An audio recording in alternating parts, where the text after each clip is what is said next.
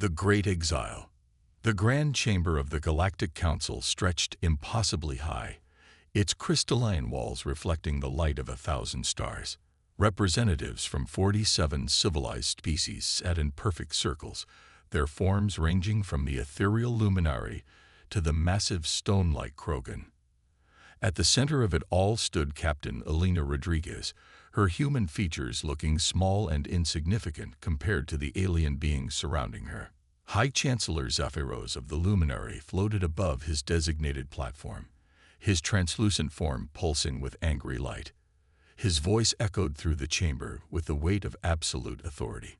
The species known as humanity has committed an act of unprecedented aggression, Zephyros announced, his words translated instantly into dozens of languages. They have violated the sacred protocols of intervention that have maintained galactic peace for over 10,000 years. Elena stood straighter, her jaw clenched. Behind her, Ambassador Thane Blackwood stepped forward, his diplomatic training evident in every measured movement. "Honored Chancellor," Thane began, his voice steady despite the overwhelming pressure, "we acted to prevent genocide. The Vorthan were systematically exterminating the Kelari colonies. We had no choice but to intervene." A rumble of discontent swept through the chamber. The Vorthan representative, a creature resembling a massive insect with iridescent wings, clicked its mandibles in what could only be described as laughter. "Choice." Zephyros's form flared brighter. "The protocols exist for a reason, human. Species are not permitted to interfere in the internal affairs of others, regardless of circumstance. Your kind has shown that you cannot be trusted with the responsibilities of galactic citizenship." Elena stepped forward, her military bearing commanding attention despite her small stature compared to the aliens around her. "The protocols were created by species who had never faced extinction. We humans know what it means to fight for survival. We couldn't stand by and watch innocent beings die." The Krogan delegate, a mountain of living rock named Granite Heart, spoke with a voice like grinding stone. "Emotional responses are dangerous, human. Logic and order maintain peace. Your species lacks the discipline required for civilized society." Dr. Marcus Chen, humanity's chief scientific advisor, activated his holographic display. Data streams filled the air, showing casualty reports and evidence of the Vorthan attacks on Kelari settlements.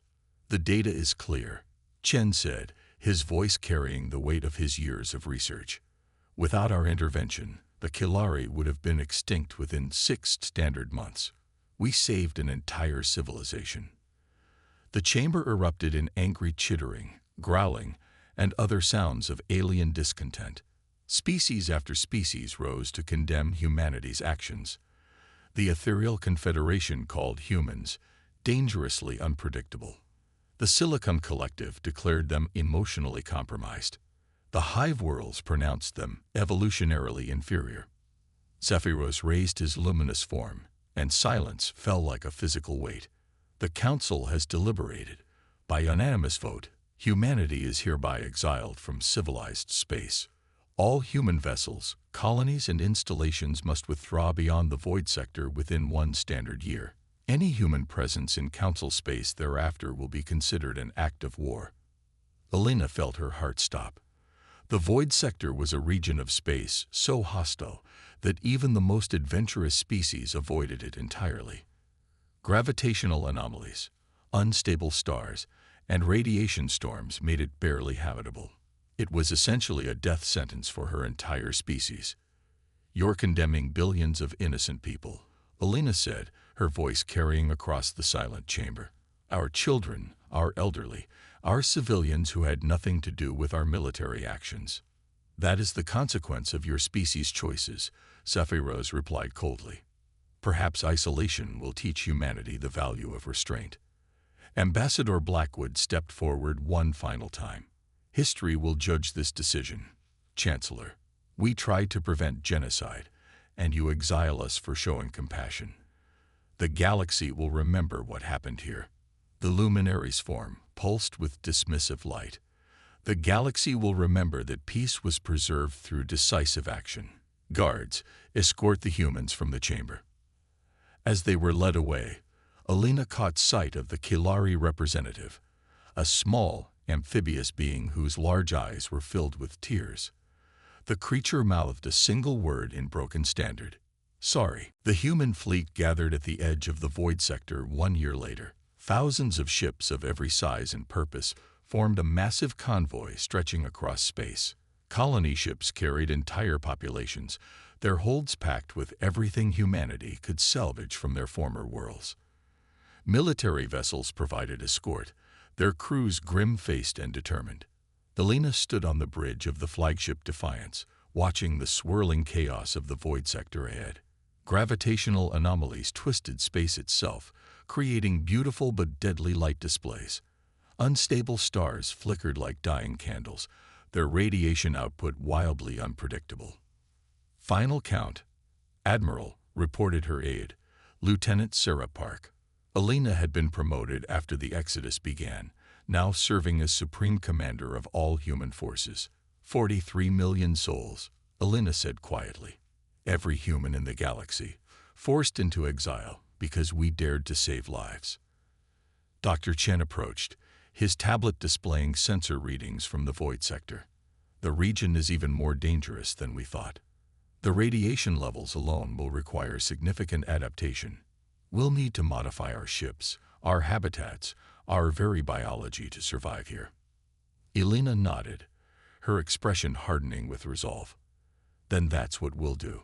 Humanity has survived ice ages, supervolcanoes, and world wars. We'll survive this too. Ambassador Blackwood, now serving as the civilian government's liaison, joined them at the viewport. The colony ships are reporting ready. Admiral, the civilian population is scared, but they're determined. Word has spread about why we're here. Good, Alina replied. Let them remember that we were exiled for doing what was right. Let that anger fuel their determination to prove the Council wrong. The first probe ships entered the void sector, their heavily shielded hulls groaning under the assault of cosmic forces. The data they transmitted back was both terrifying and oddly hopeful. Yes, the region was hostile beyond imagination, but it was also rich in resources, rare elements, exotic matter, and energy sources thought to be purely theoretical existed in abundance here. It's like the universe concentrated everything dangerous and valuable in one place. Chen mused, studying the readings, almost as if it was waiting for someone desperate enough to claim it. Alina smiled grimly. Then we'll be the first species desperate enough to try. The human convoy pushed deeper into the void sector, their ships protected by hastily installed shielding and driven by pure determination. Behind them, the civilized galaxy continued its ordered existence, confident that the troublesome humans had been dealt with permanently. They had no idea what they had just unleashed. Rise of the Human Empire. 5 years had passed since humanity's exile to the void sector, and the species that had once been scattered refugees had transformed into something entirely new.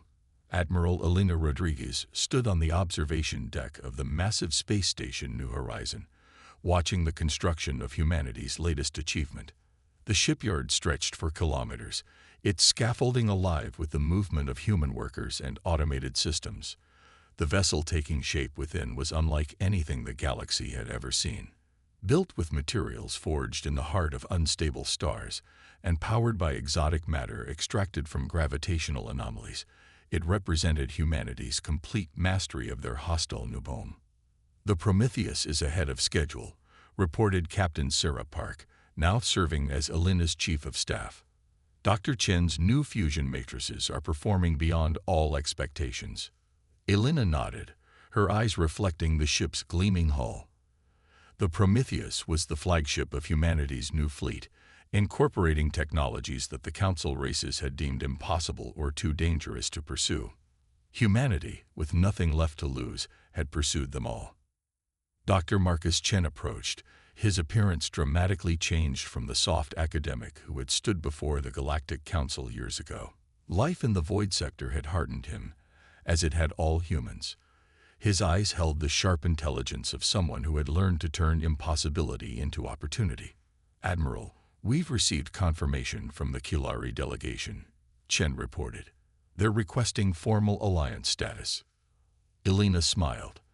The Kilari had been the first to seek out humanity in their exile. Grateful for humanity's sacrifice on their behalf, they had defied the Council's trade restrictions and begun supplying the exiled humans with crucial resources. Other species had followed, drawn by humanity's growing reputation and the advanced technologies they were developing. "How many non-Council species are now part of our coalition?" Elena asked. 17 confirmed, with 12 more in negotiations," Park replied. "Word is spreading that the Void Sector isn't the death sentence the Council claimed it to be. It's becoming a beacon for species that the Council has marginalized or ignored." The Void Sector had indeed become something remarkable. What had been intended as humanity's grave had become the foundation of a new kind of civilization. Human ingenuity, tested by impossible conditions, had unlocked secrets of physics and engineering that had eluded galactic science for millennia. Cities floated in stable pockets of space, their energy shields reflecting the wild colors of cosmic storms. Mining stations harvested rare elements from the hearts of unstable stars using techniques that would have terrified Council scientists. Most impressive of all, humanity had learned to navigate the sector's gravitational anomalies, turning what others saw as impassable barriers into highways for instantaneous travel. "Status report on the exploration fleets," Elena requested. Chen consulted his advanced tablet, a device that incorporated processing power beyond anything the Council races possessed. "Fleet Alpha has established contact with the Zephyrian refugees in the outer regions. They're interested in joining our coalition. Fleet Beta has discovered 3 more habitable systems, and Fleet Gamma has made contact with what appears to be an ancient automated civilization." Elena raised an eyebrow. Automated civilization. Artificial intelligences left behind by a species that transcended physical existence eons ago, Chen explained. "They've been waiting in the deep void, maintaining vast networks of knowledge and technology. They're fascinated by humanity's adaptability and want to share their archives with us." The implications were staggering. Humanity was not just surviving in the Void Sector. They were discovering the galaxy's forgotten treasures and hidden civilizations. Every challenge had become an opportunity, every hardship a lesson in innovation. Ambassador Thane Blackwood, now serving as humanity's foreign minister, entered the observation deck with urgent news. "Admiral, we've intercepted Council communications. They're finally acknowledging our existence again." Elena turned, her expression becoming serious. "What are they saying?" "Panic, mostly," Blackwood replied with a slight smile. "Our trading partnerships with non-Council species have disrupted their economic control.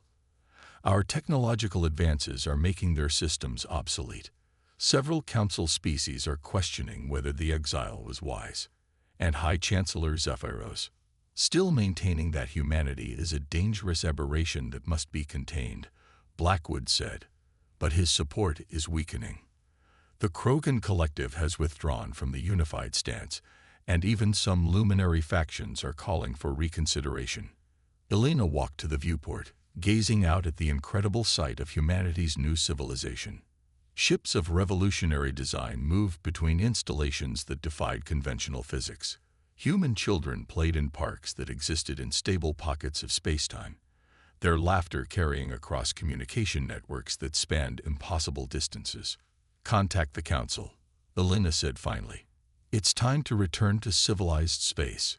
"Admiral," Park said carefully, "are you sure we're ready? The Council fleet still outnumbers ours significantly." Elena smiled, but it was the smile of someone who had learned to thrive in conditions that would destroy others. Numbers don't matter when you have technology they can't comprehend and allies they didn't know existed. Besides, we're not going back as the same species they expelled. The message was transmitted across the galaxy using humanity's new instantaneous communication network, a system based on quantum entanglement principles that the Council had declared impossible. It reached every Council world simultaneously, appearing on every screen and communication device in existence. Admiral Elena Rodriguez appeared in the transmission, standing before the impossible vista of humanity's new capital city suspended in controlled spacetime. Behind her, representatives of 17 species that had joined the human coalition stood in solidarity. "Greetings, Galactic Council," Elena began, her voice carrying the confidence of someone who had faced the impossible and won. "5 years ago, you exiled humanity to the Void Sector, believing you had solved the problem of our dangerous compassion. You were wrong." The transmission showed images of humanity's achievements. Cities that floated in stable space, ships that traveled through gravitational tunnels, technologies that harvested energy from cosmic storms themselves. "We have not only survived your exile, we have thrived beyond your wildest imagination. The Void Sector, which you saw as a prison, became our laboratory. Every challenge became an opportunity for innovation. Every hardship became a lesson in resilience." The view shifted to show the massive fleets now under human command, ships whose designs incorporated principles of physics that Council science had never even theorized. "We returned to the galaxy not as the species you banished, but as the founders of a new kind of civilization. One built on cooperation rather than dominance, innovation rather than stagnation, and compassion rather than cold protocol." Elena's image looked directly into the camera, her eyes holding the weight of everything humanity had endured and achieved. "The Terran Federation extends an invitation to all species. Join us in building a better galaxy. One where strength is measured not by the power to destroy, but by the courage to create and protect. The age of the Council's dominance is over. The age of true galactic civilization has begun." The transmission ended, leaving the galaxy in stunned silence. In the Void Sector, humanity and their allies prepared for whatever response would come, secure in the knowledge that they had already accomplished the impossible. They had been exiled as refugees and returned as the founders of an empire that would reshape the galaxy forever.